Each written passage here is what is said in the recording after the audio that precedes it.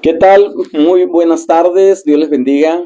Estamos una vez más ya en vivo, estamos aquí conectados en esta clase que tenemos, nuestra lección número 3 de la historia del cristianismo.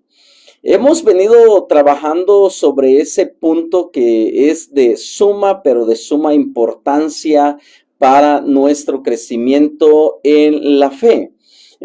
¿Por qué mencionamos que la historia del cristianismo es parte vital de nuestra vida? O sobre todo la vida cristiana, la vida de nuestra fe.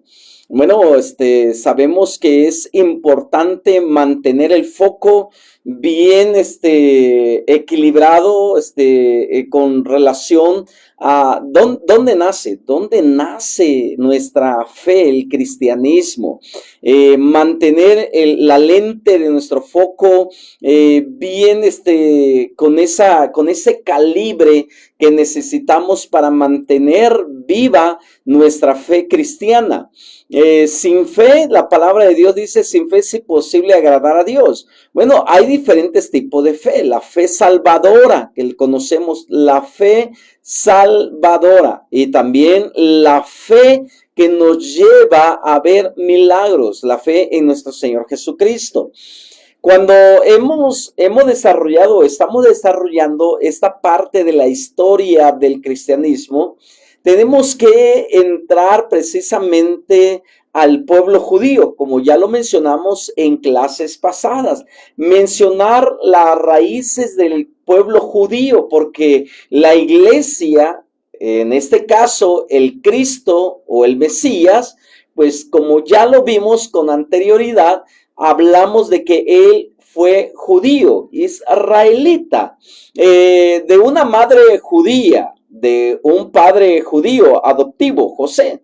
Ellos eran de los descendientes de David, porque así debe de ser. El Mesías tenía que ser descendiente de David. Y bueno, las escrituras que no dejan para nada, no dejan ningún gancho abierto, ninguna ventanita abierta para que se les escape algo. Ellos claramente nos muestran a nosotros lo que por qué causa dejaron precisamente lo que nosotros le llamamos la genealogía de Jesucristo. Encontramos una genealogía, o la genealogía de Jesucristo la encontramos en el Evangelio de Mateo y en el Evangelio de Lucas. Todo tiene un porqué, todo tiene un motivo. Bueno, en una de nuestras enseñanzas que tenemos en nuestro canal de YouTube, en Punto Familiar Online, ahí tenemos la diferencia entre la genealogía de Mateo y la genealogía de Lucas. ¿Por qué esas dos genealogías que están ahí registradas sobre la persona de nuestro Señor Jesucristo? Bueno, si tú quieres saber un poco más, quieres tener un conocimiento más sobre eso, te invito a que vayas a ese apartado en nuestro canal y lo busques así. Búscalo acerca de la historicidad del cristianismo, que esa es la parte que nosotros tenemos presente en esa lección o en esa prédica que dimos hace ya algún buen tiempo. Ahí hablamos acerca de la diferencia. Bueno, quiero darte la bienvenida esta tarde y como siempre invitarte a que vayas a nuestro canal de YouTube, en Punto Familiar Online, y dale ahí, suscribirte, ponle ahí en la campanita para que te lleguen las notificaciones, porque, bueno, estamos haciendo una transición de lo que son nuestros videos de Facebook, lo estamos llevando al canal de YouTube para que tengamos más amplitud y sobre todo lo estamos segmentando. Por ejemplo, hoy jueves lo estamos dedicando a la historia del cristianismo. El día sábado estamos hablando sobre el matrimonio y ya estamos seccionando de manera estratégica esos videos en nuestro canal. Por si tú ya no lo encuentras en nuestra página de Facebook, bueno, ya sabes, están en nuestro canal. Solamente lo dejamos por una semana, nuestros videos aquí en nuestra página de Facebook. Luego la bajamos, la borramos y la subimos a nuestro canal de YouTube. No te olvides, ve a nuestro canal de YouTube, Punto Familiar Online, y ahí suscríbete, dale a la campanita para cuando subamos este video te aparezca la notificación. ¿Qué te parece? Así que no te vas a quedar sin enseñanza, no te vas a quedar sin tener estos recursos en tus manos. Te invito a que nos ayudes a compartir más estos videos para que puedan otras personas también ser alimentadas. Sé que estas enseñanzas, porque es cierto, estas enseñanzas solamente lo vas a ver tal vez en un instituto bíblico, en un seminario o en una licenciatura en teología. Vas a ver más o menos lo que estamos tratando de explicar aquí en nuestras lecciones los días jueves. Si tú no tienes chance de estar en un instituto bíblico, si tú no tienes chance de estudiar teología, bueno, aquí tienes la oportunidad de tu vida de poder aprender historia del cristianismo. Bienvenidos. Y vamos a empezar, porque esto es algo maravilloso que de nosotros vamos a poder captar desde el principio. El libro de los Hechos de los Apóstoles, aunque algunos escritores bíblicos dicen que no debería ser llamado Hechos de los Apóstoles, sino debería ser llamado Hechos del Espíritu Santo, porque desde el primer capítulo de Hechos vemos nosotros cómo es que el Espíritu Santo como promesa está ya dictado por la misma boca de nuestro Señor Jesucristo. Bueno, en Hechos capítulo 1, cuando empieza la narración de este libro maravilloso, dice de esta manera: en el primer tratado, oh Teófilo, hablé acerca de las cosas que Jesús comenzó a hacer y a enseñar hasta el día en que fue recibido arriba, después de haber dado mandamiento por el Espíritu Santo a los apóstoles que él había escogido, a quienes también, después de haber padecido, se presentó vivo con muchas pruebas indubitables, apareciéndoles durante 40 días y hablándoles acerca del reino de Dios. Y estando juntos, les mandó que no se fueran de Jerusalén, sino que esperasen la promesa del Padre, la cual les dijo, oísteis de mí, porque Juan ciertamente bautizó con agua, mas vosotros seréis bautizados con el Espíritu Santo dentro de no muchos días. Y aquí nosotros vemos cómo la promesa, Jesús dice la promesa del Padre, no mi promesa, él dijo la promesa del Padre.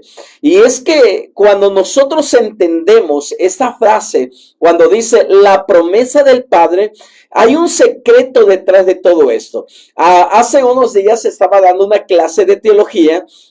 Y bueno, dentro de la materia de la licenciatura, yo estaba hablándole a los chicos sobre la filosofía, sobre lo que es la ética, más bien dicho, la ética de los profetas en el Antiguo Testamento. Y hacemos una comparación entre la ley mosaica y la gracia. Hacíamos esa comparación. Y dentro de esa comparación, yo les hice una pregunta a los chicos.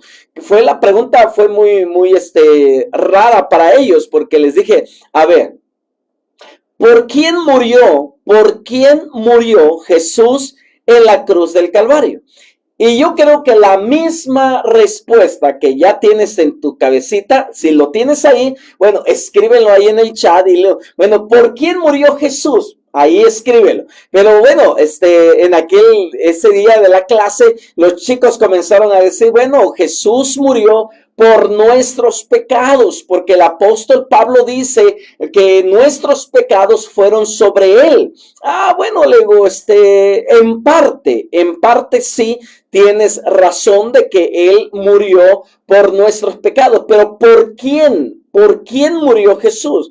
Y bueno, estuvimos deliberando ese tema, estuvimos hablando, nos extendimos mucho tiempo, hasta que yo le dije, sencillo, Juan capítulo 3, verso 16. Juan 3, 16.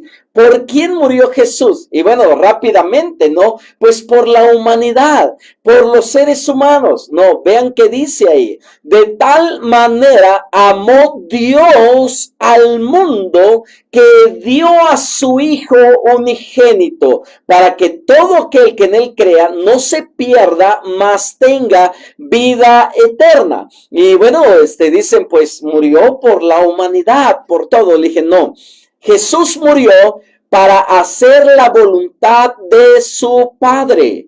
Por esa causa murió, no murió por los pecados de la humanidad, porque Jesús antes de ir a la cruz estuvo en el Getsemaní, estuvo ahí pues batallando con sus emociones a flor de piel, que incluso regañó y exhortó a sus discípulos y les dijo, ¿acaso no pudisteis esperarme unas cuantas horas y pudisteis velar y orar por mí? Y bueno, Jesús expresaba que su alma estaba angustiada hasta la muerte, y Jesús le dice a sus discípulos, ¿no? Bueno, ya orando al Padre le dice, Padre, no quiero beber esta copa, lo estoy parafraseando, no quiero beber esta copa, pero que no se haga mi voluntad sino la tuya. Entonces, ¿por quién murió Jesús? Murió para hacer la voluntad del Padre, porque el que nos amó a nosotros fue el Padre. Y mira que dice aquí en el libro de los Hechos, dice claramente que Jesús les dice, ¿no? Ahí en el libro de los Hechos, capítulo 1, dice que el cual dijo, oíste de mí, porque Juan, bueno, en el versículo 4 dice, y estando juntos, les mandó que no se fueran de Jerusalén, sino que esperasen la promesa del Padre. Entonces, la salvación es un deseo del corazón del Padre. Enviar al Espíritu Santo sobre los creyentes es también una promesa del Padre. Entonces, cuando nosotros vemos que Jesús muere en la cruz del Calvario, está cumpliendo los deseos y la voluntad de su papá. Entonces, ¿por quién murió Jesús en la cruz del Calvario? Por su Padre, por hacer la voluntad de su papá. Pero el que amó al mundo es el Padre, y a través del amor que el Padre tiene, envía al Hijo para que por medio de él nosotros tengamos ahora sí vida eterna. ¿Qué tal? ¿Qué te pareció? Así que de esta manera Jesús promete la llenura del Espíritu Santo. Pero me encanta lo que dice el evangelista Lucas en este libro de los Hechos. Dice que estando juntos les mandó que no se fuesen de Jerusalén, sino que esperasen la promesa del Padre. ¿Cuál era la promesa del Padre? La promesa era que Él enviaría a su Espíritu. Bueno, detrás del nacimiento de la iglesia hay un agente poderoso, hay una fuerza divina, hay una presencia que Jesús en lo personal, Él experimentó. Esa presencia divina que Él experimentó fue precisamente la del Espíritu Santo. Porque a pesar de que Jesús sigue siendo el Hijo de Dios, Él tuvo que recibir también al Espíritu de su Padre.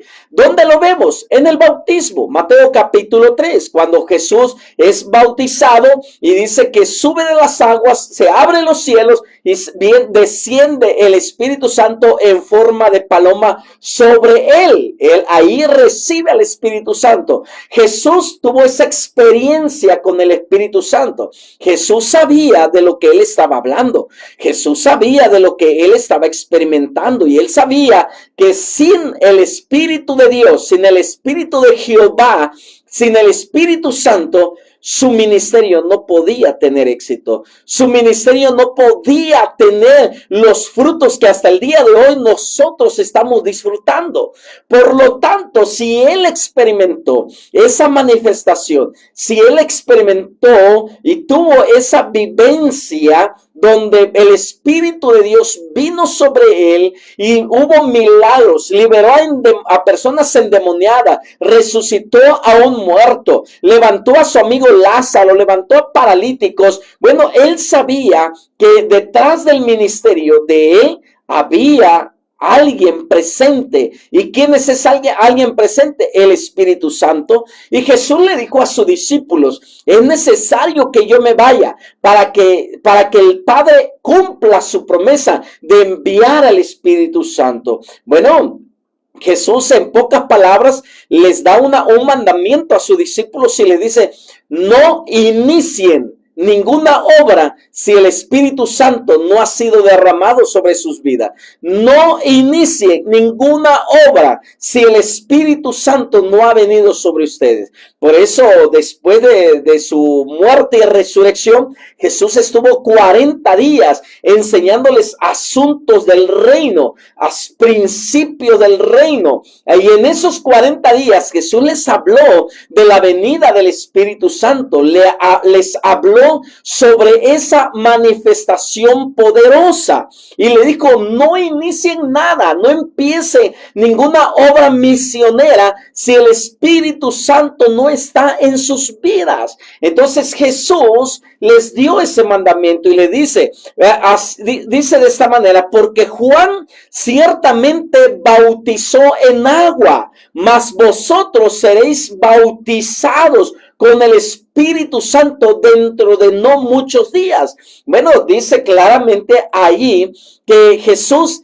después de la resurrección estuvo 40 días y fue recibido al cielo, fue recibido en el cielo, y pasaron 10 días para que se pudiera cumplir la promesa del Padre. 10 días, por eso es la palabra Pentecostés, Penta, 50 días después de la Pascua se celebraba el Pentecostés. Y bueno, el Pentecostés, la palabra es primeros frutos. Bueno, era la primera cosecha, los primeros frutos que se levantaban para que pudiera de esa manera levantarse los frutos que habían estado trabajando. Bueno, si ustedes cuentan o han leído la historia, el apóstol Pablo en Primera de Corintios dice que habían 500 personas reunidas. 500 personas reunidas el día en que Jesús le dijo: no se vayan de Jerusalén hasta que venga el Espíritu Santo sobre ustedes.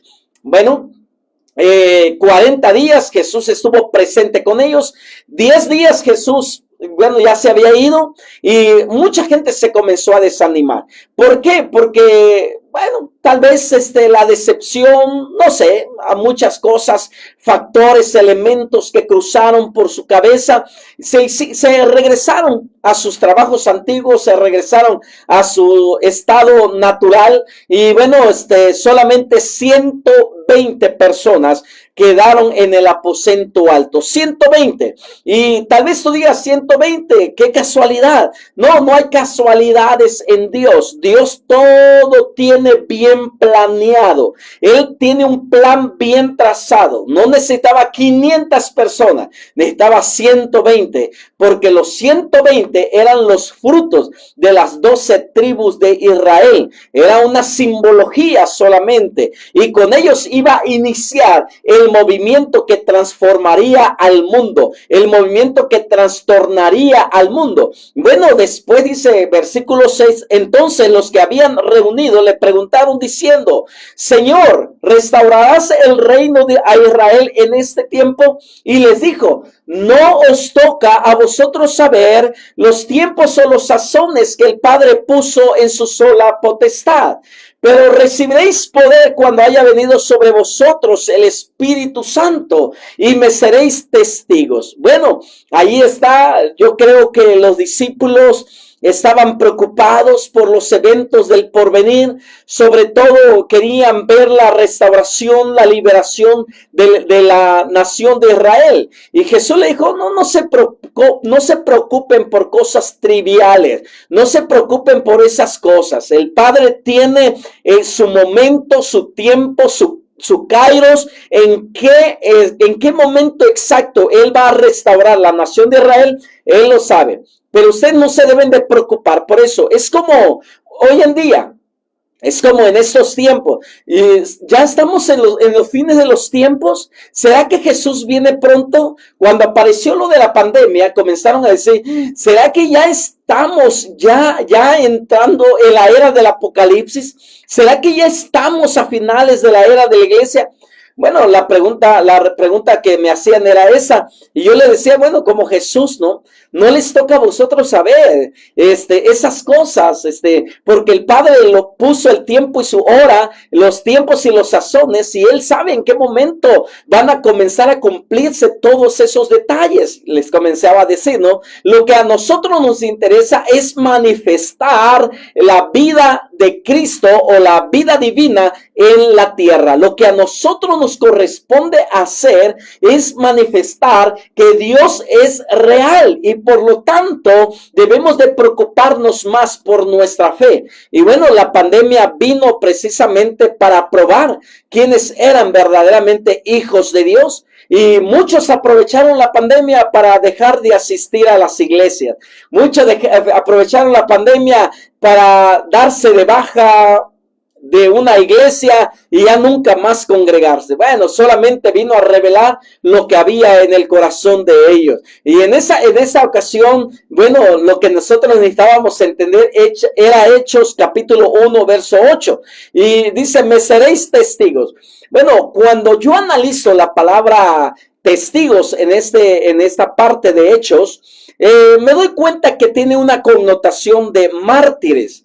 Cuando Jesús comenzó a decirle, recibiréis poder cuando haya venido sobre vosotros el Espíritu Santo y me seréis testigos, bueno, necesitamos la fuerza, necesitamos el poder, necesitamos la autoridad que solamente lo adquirimos a través del Espíritu Santo para poder nosotros ser esos mártires por causa del evangelio. Ahora vas a entender más ampliamente por qué Pedro estuvo dispuesto a morir crucificado, por qué los apóstoles estuvieron dispuestos a dar la vida por el evangelio. ¿Por qué? Porque ellos recibieron al Espíritu Santo, ellos recibieron a ese poder de lo alto y fueron testigos incluso con sus propias vidas. Y eso es maravilloso, es increíble cuando nosotros recibimos al Espíritu Santo. Hago un paréntesis aquí.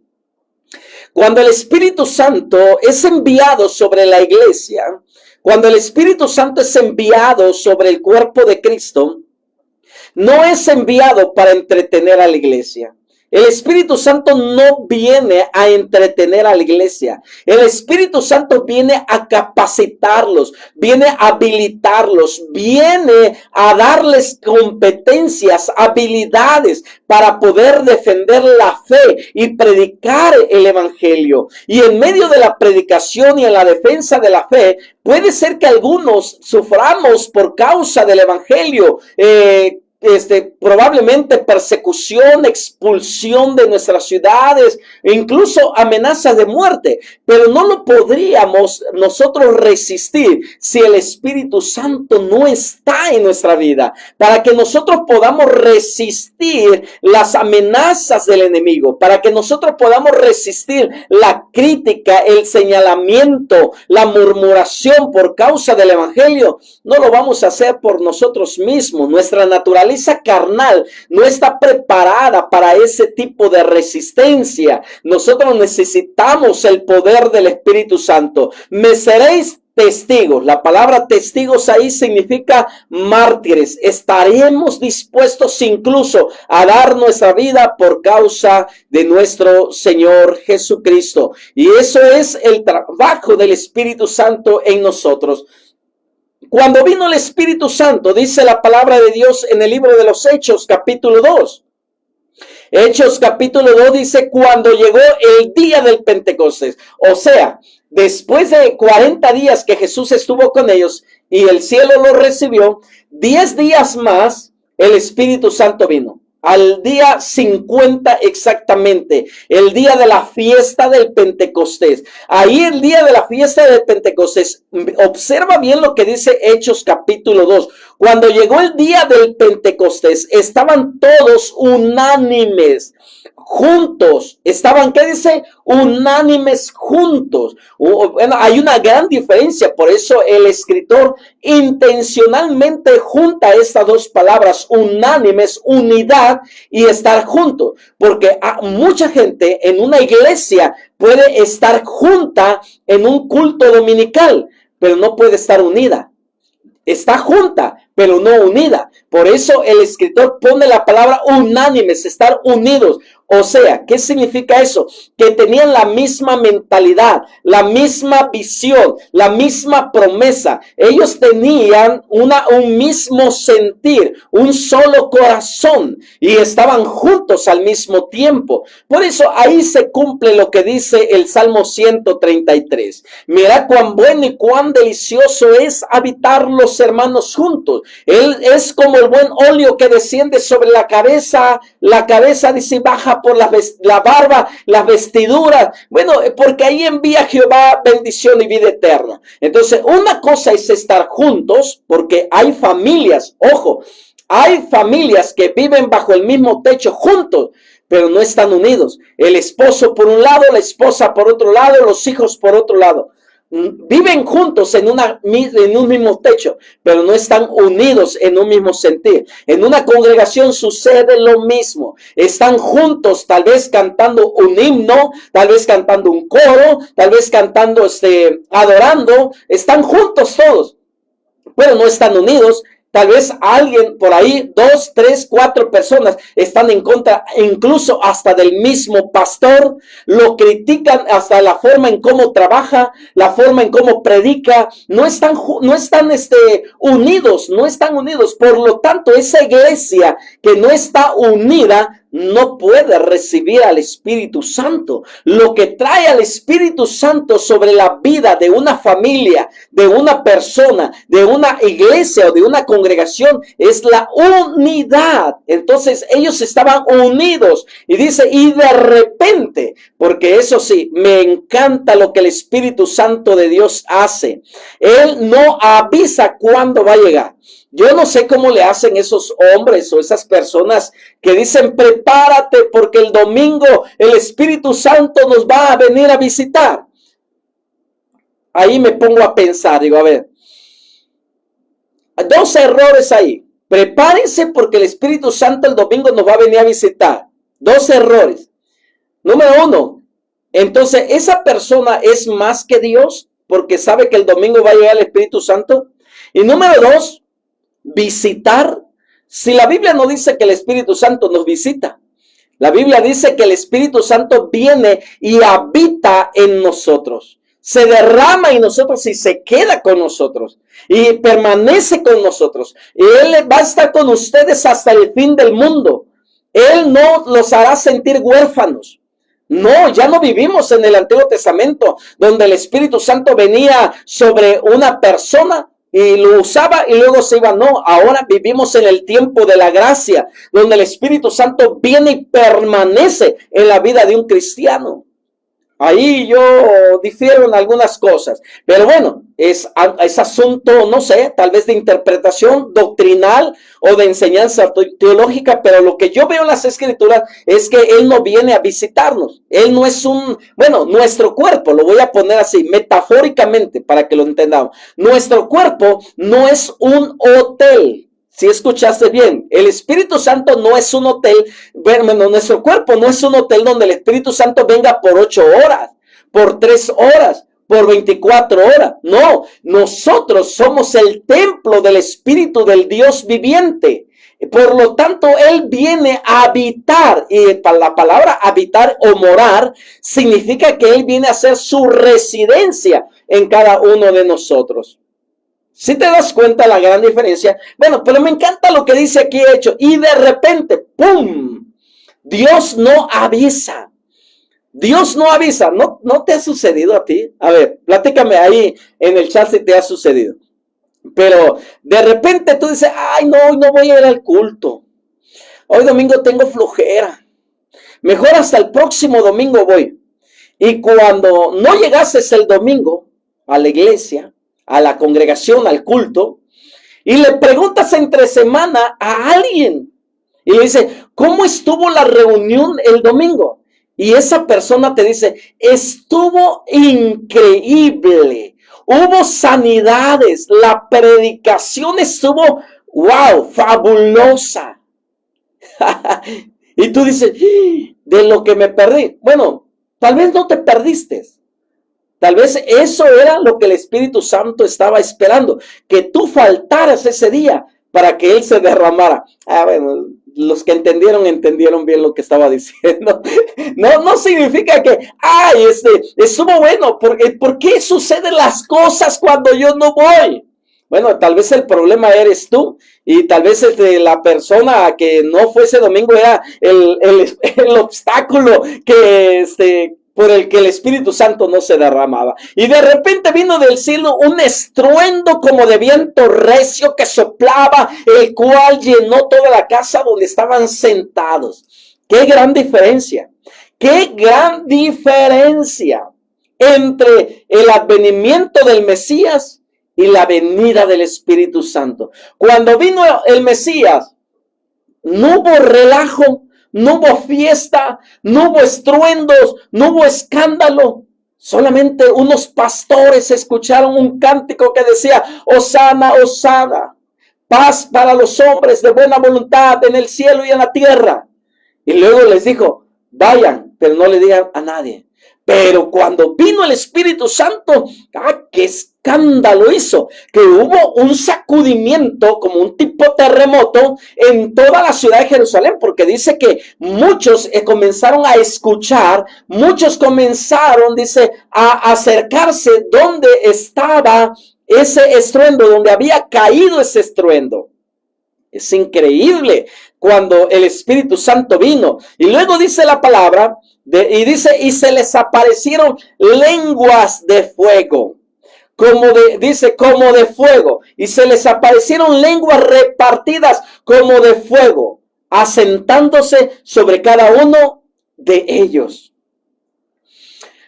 Y aquí yo he visto algo. No sé si tú lo has analizado, pero yo siempre le hago la pregunta, cuando leo la Biblia, hago muchas preguntas. Y una de las preguntas es, ¿por qué el Espíritu Santo apareció como un viento recio? Luego apareció como lenguas repartidas como de fuego. Porque el viento simboliza la vida. Cuando Dios hizo a Adán, ¿qué sopló en su nariz? Viento, aliento.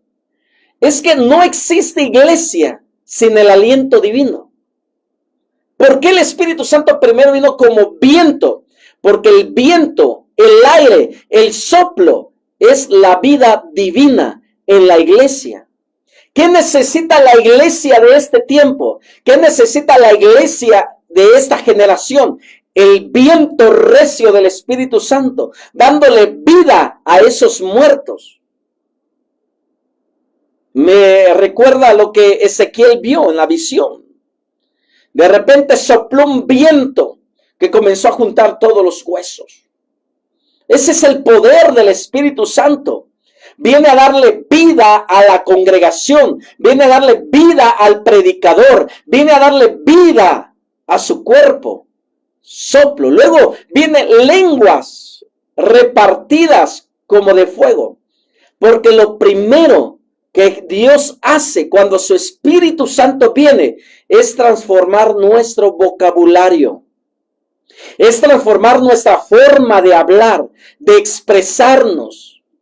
Dejamos a un lado la queja, dejamos a un lado la murmuración, la crítica.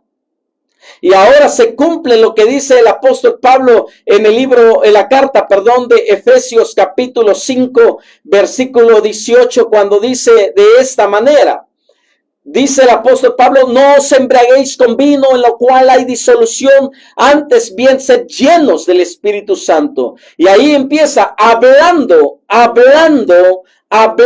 dice claramente, entre vosotros con salmos, con himnos y cánticos espirituales, cantando y alabando al Señor en vuestros corazones, dando siempre gracias a Dios por todo. ¿Sí te das cuenta?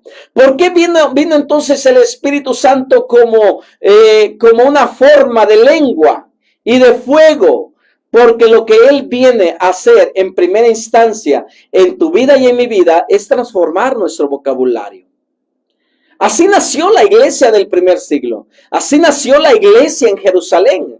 La iglesia en Jerusalén nació bajo un escándalo, bajo un movimiento poderoso de Dios, bajo esa gloria divina. Porque en Hechos capítulo 2, verso 4 dice, los que recibieron la palabra fueron bautizados y se añadieron aquel día como 3,000 personas. No hay alcance, no hay ganar almas si el Espíritu Santo no está en la vida de la iglesia. Si el Espíritu Santo está en la vida de la iglesia, la gente va a llegar. Porque ahí hay vida, no hay murmuración, no hay crítica. Fueron bautizados. ¿Qué significa eso? Se identificaron con el Mesías, se identificaron con Jesús, se identificaron con el Evangelio. Y empezó ahí el movimiento, esta gran aventura. El libro de los Hechos nos da a entender que hubo desde los inicios una iglesia fuerte en Jerusalén. Una iglesia, que dije, fuerte en Jerusalén. La iglesia de este tiempo está débil porque la alimentación que se les da es una alimentación pobre en vitamina, en minerales. No hay poder del Espíritu Santo, hay letra, pero no hay vida. Y no hay poder en la iglesia. Necesitamos el poder en la iglesia. Necesitamos el poder en el púlpito. Necesitamos el poder en la predicación. ¿Para qué? Para que la iglesia sea fuerte y alcance a 3,000, a 4,000. Necesitamos hombres y mujeres que puedan decir, yo estoy dispuesto a pagar el precio. El propósito del autor de Hechos no es escribir toda una historia de la iglesia, sino más bien mostrar cómo por obra del Espíritu Santo, la nueva fe fue extendiéndose. Jerusalén, Judea, Samaria y hasta todo el imperio romano en todo el mundo. Por eso tú y yo ahora tenemos el privilegio de conocer de Jesucristo. ¿Por qué? Porque el Espíritu Santo hizo su labor. El resto del Nuevo Testamento nos dice aún menos acerca de la iglesia de Jerusalén, puesto que en este caso también la mayor parte de los libros del Nuevo Testamento trata acerca de la vida de la iglesia en otras partes del mundo, en otras partes del imperio. Qué importante. La historia tiene que continuar. ¿Cómo debe de continuar la historia de la iglesia? En el poder del Espíritu Santo.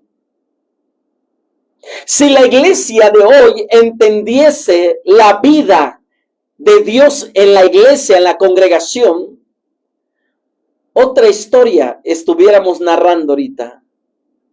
Pero la decadencia de la iglesia, la falta de amor en muchos, la falta de unidad dentro de la misma, nos está llevando a la destrucción.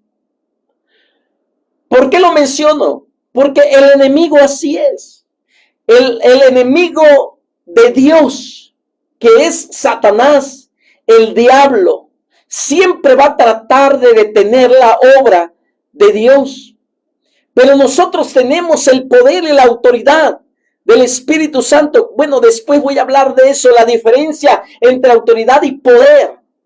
Pero lo que más me interesa es entender que no puede el enemigo dividir a una iglesia que tiene la vida divina, la vida de Dios manifestada todos los días. No lo puede dividir. Pero sin embargo, esa filosofía de Julio César o Augusto César expresó una filosofía que es usada hasta el día de hoy. Divide y vencerás. Bueno, igual, tú ves cuando hay una obra de parte de Dios, una obra que está floreciendo, una obra que está creciendo, el enemigo siempre va a tratar de detenerlo. Por eso encontramos en Hechos capítulo 6, verso 1, murmuración de los griegos contra los hebreos, de que las viudas de aquellos eran desatendidas en la distribución diaria. ¿Qué comenzó a ver dentro de la iglesia? La iglesia en Jerusalén, ¿qué comenzó a ver? Murmuración. ¿Qué empezó a ver? Murmuración. ¿Cómo se mata la vida de Dios en una iglesia? Por medio de la murmuración. Cuando una familia o una persona comienzan a murmurar contra otra familia, contra otra persona, la vida de Dios comienza a ser interrumpida. Entonces, ¿qué sucedió en el libro de los Hechos, capítulo 6, verso 1? Murmuración. En aquellos días, como crecía el número de los discípulos, hubo murmuración. Entre más crecimiento, entre más expansión, entre más comencemos a crecer, prepárate. El diablo va a querer meter sus narices ahí. Va a querer meter murmuración. Alguien no va a estar de acuerdo. Pero ese es trabajo tuyo, pastor. Trabajo tuyo, mi estimado hermano. ¿Cuál es el trabajo tuyo? Frenarle la lengua al diablo. Y decirle al diablo, a esa persona, perdón, ya le dijimos diablo a esa persona. Pero bueno, también debe llevar ese título, ¿no? ¿Qué debemos de hacer? Pararlo y decirle, a ver. Si tú tienes algo contra fulano, contra sutano, contra pergano, e incluso tienes algo contra el mismo pastor, no murmures, conmigo no cuentes, porque así como hay lenguas chismosas, hay oídos chismosos también. Hay gente que dice, yo no murmuro. Pero ¿cómo le prestan los oídos a los murmuradores? Ya si tú le prestas los oídos al murmurador, estás deteniendo la vida divina, la vida de Cristo. No permitas que por causa tuya, por causa mía, por la murmuración, la vida de Dios se detenga. El fluir de la vida de Dios, el fluir del Espíritu Santo en la iglesia se detenga. No lo permitas nunca. Cuando alguien tenga algo que decir en contra de, párale, ciérrale la boca y dile, ¿sabes qué? No cuentes conmigo. Si tú tienes algo con mi hermano, con fulano, con sutano, con perengano, incluso con el pastor, ve y arréglalo con él. Porque hablar tras las espaldas de alguien, ¿sabes cómo se llama eso? Cobardía. Esas personas son cobardes que buscan oídos murmuradores para que puedan, ¿qué? Hablar de otra persona. Porque Satanás sabe que si logra utilizar la lengua de alguien y el oído de alguien, el cáncer se va a expandir. ¿Quiénes eran los hebreos en la iglesia de Jerusalén? Eran los que todavía conservaban todas las costumbres y el idioma de sus antepasados, mientras que los griegos eran los que estaban más abiertos hacia la influencia del helenismo, la influencia de los griegos. Bueno, los hebreos son aquellos conservadores que estaban en Jerusalén, los que hablaban el hebreo, los que hablaban el arameo. Ellos eran los que estaban ahí. Y los helenistas hablaban griego y estaban más abiertos a las costumbres griegas.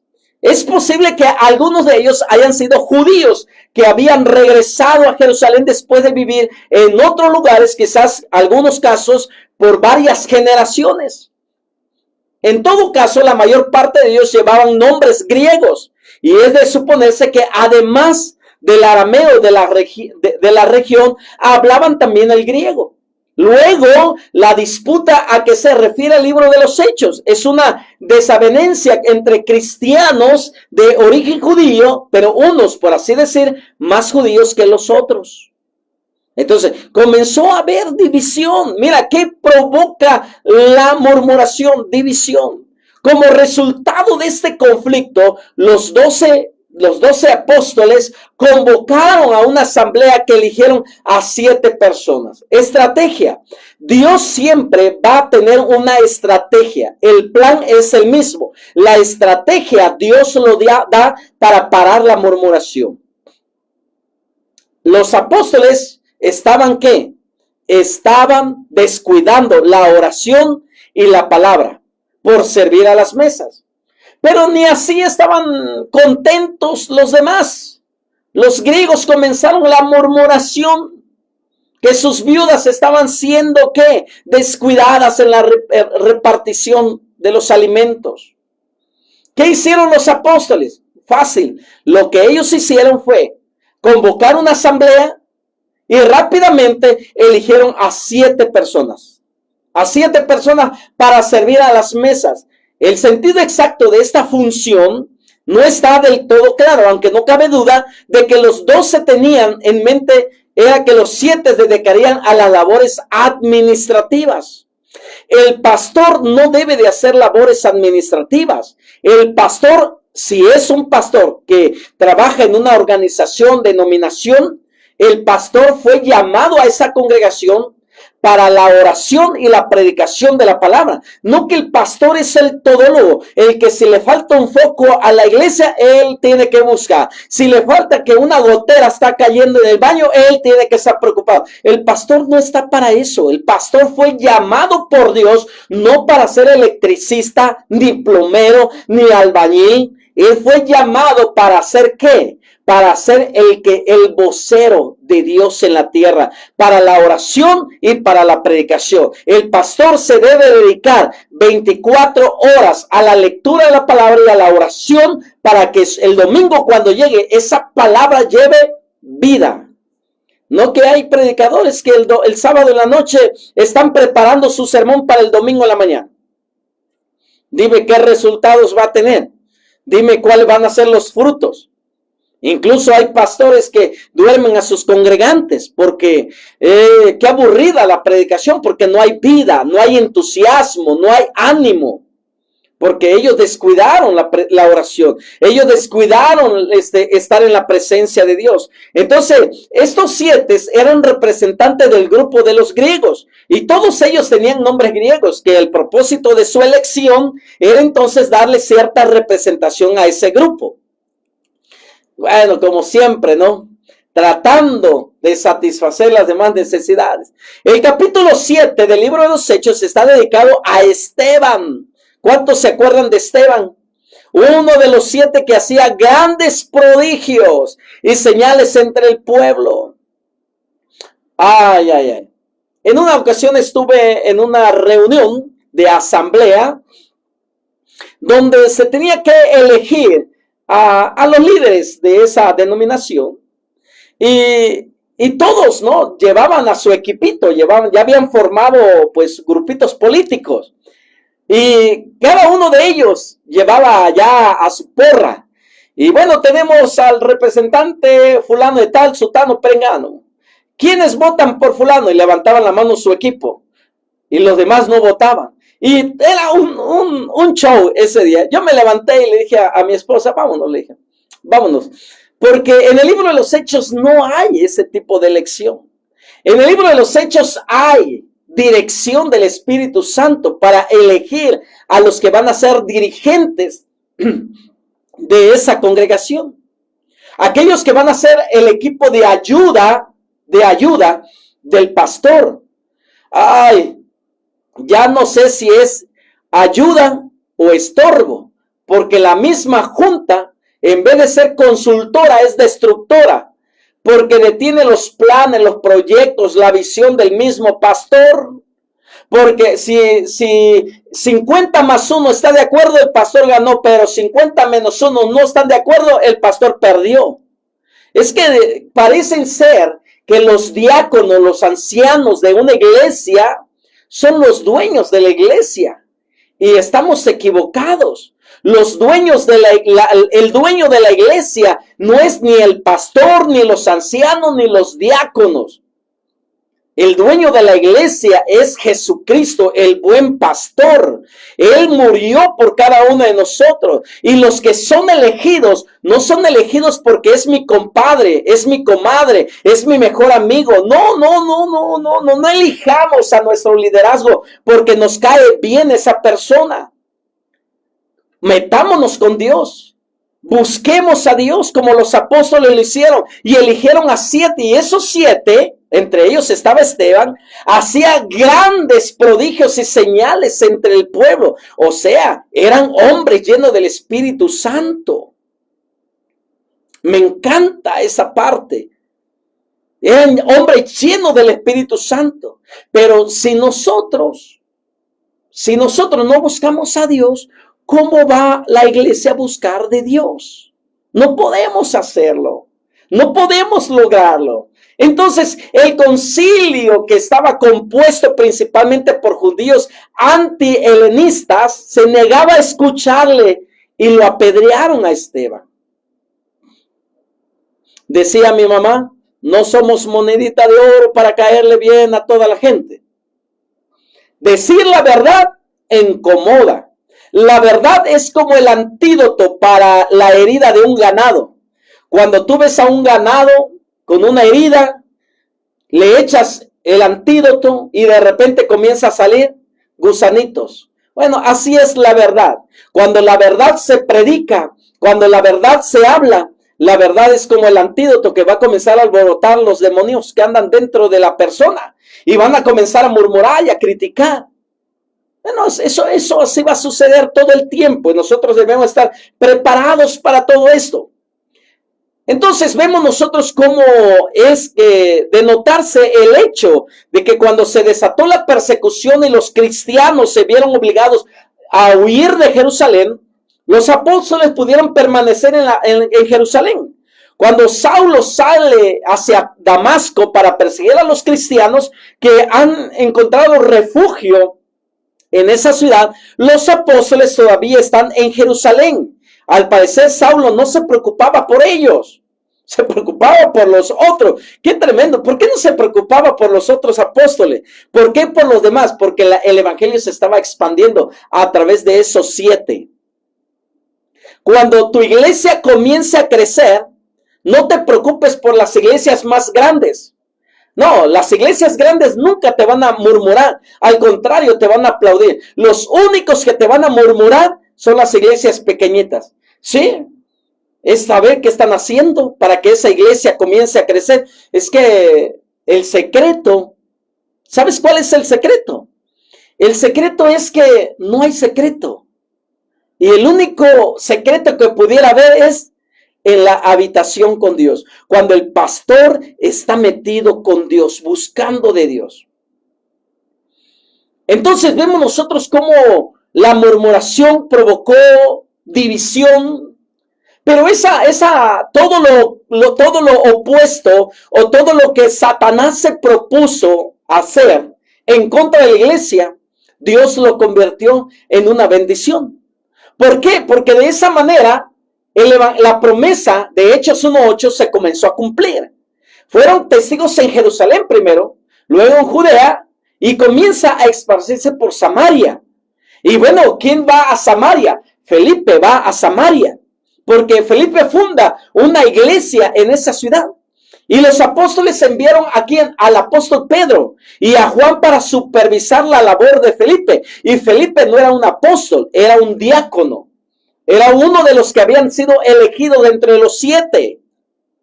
Entonces, tus líderes, los que tú has elegido por voluntad de Dios, no están para estorbar tu ministerio. Ellos están para apoyarte en la evangelización, en la visitación. Para eso están ellos, no para estorbarte, sino para invertir capital, invertir tiempo, para que tu ministerio crezca. Pero el enemigo no va a estar contento. Bueno, de ahí dice que Felipe, comenzó a fundar esa iglesia. hubo un avivamiento en Samaria. Luego resulta claro que ya va comenzando a formarse iglesias fuera del ámbito de Judea, que esa iglesia no es fundada por los apóstoles y que a pesar de ellos los 12 siguen gozando de cierta autoridad sobre toda la iglesia. Después de esto, en el capítulo 9 del libro de los Hechos, empieza a hablarnos de Pablo. Híjole, ya en el capítulo 9 la historia empieza a cambiar. Hay dos líderes sobresalientes en el libro de los Hechos. Por un lado el apóstol Pedro y por el otro lado comienza a surgir un nuevo líder, el apóstol Pablo. El apóstol Pedro fue elegido para ser apóstol de los judíos o entre los judíos, pero el apóstol Pablo fue elegido para ser apóstol entre los gentiles. Es increíble. Ya Dios preparando a hombres para expandir el evangelio, para llevar el evangelio fuera de los muros de Jerusalén, fuera de los contornos de Jerusalén. Eso es la iglesia. La iglesia es llamada a salir de la trinchera. La iglesia es llamada para salir de los cuatro muros. La iglesia es llamada para manifestar la vida del Espíritu Santo en las calles. No es para que estén encerradas en sus cuatro paredes. ¿Cuáles son los programas que hay en las iglesias de evangelización? ¿Cuáles son? Hay un programa de evangelismo, hay un programa de alcance, hay un programa de campañas, porque para eso fue llamada la iglesia, para ser una iglesia de impacto social, de transformación social. Los persiguieron, pero la persecución fue transformada en una bendición, porque después del apedreamiento de Esteban, los apóstoles comenzaron a salir, a llevar el evangelio a otros lados.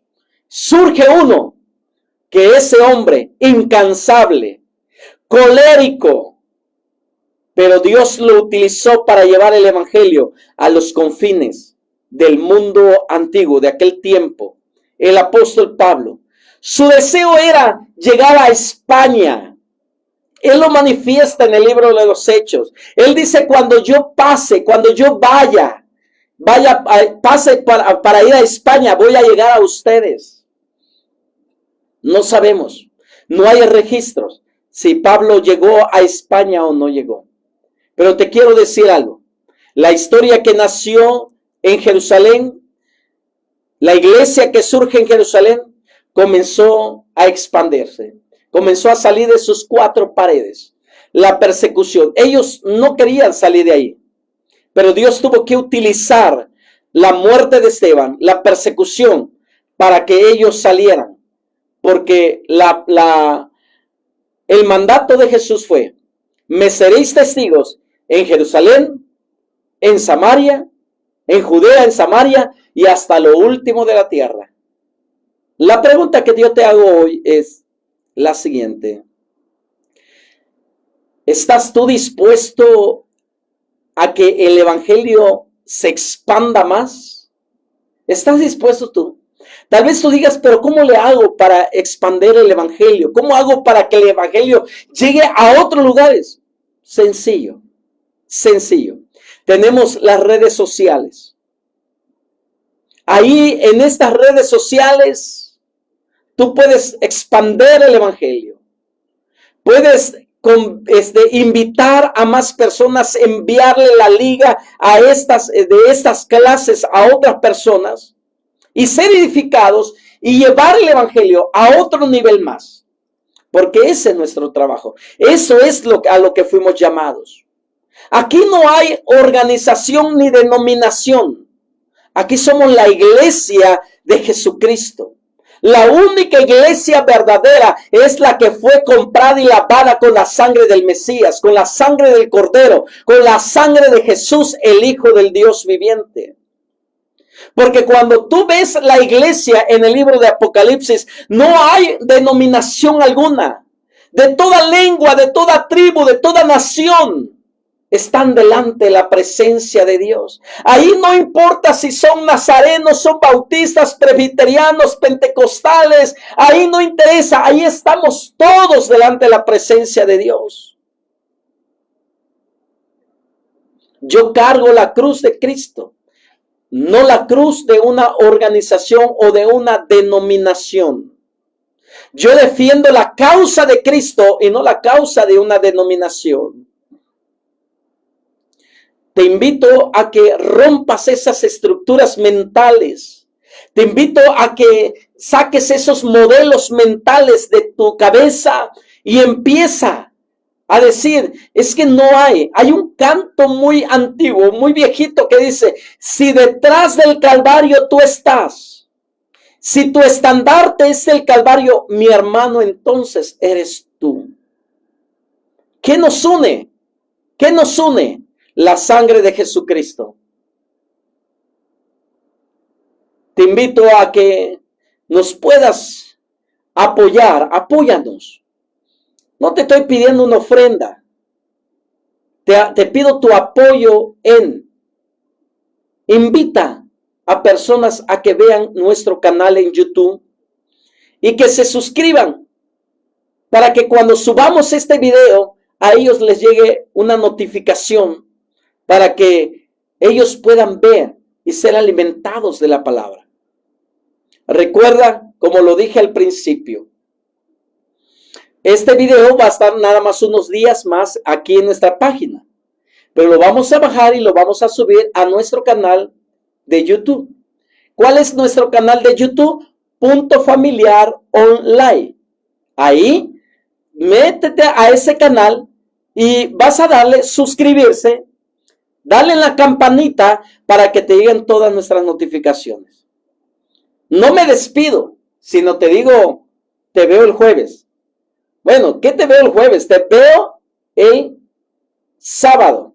El sábado estamos tocando un tema sobre matrimonios sólidos, sociedades prósperas. Igual a partir de las 7, estamos el sábado llevando un mensaje poderoso sobre matrimonios. Invita a tus amigos a que nos vean el día sábado.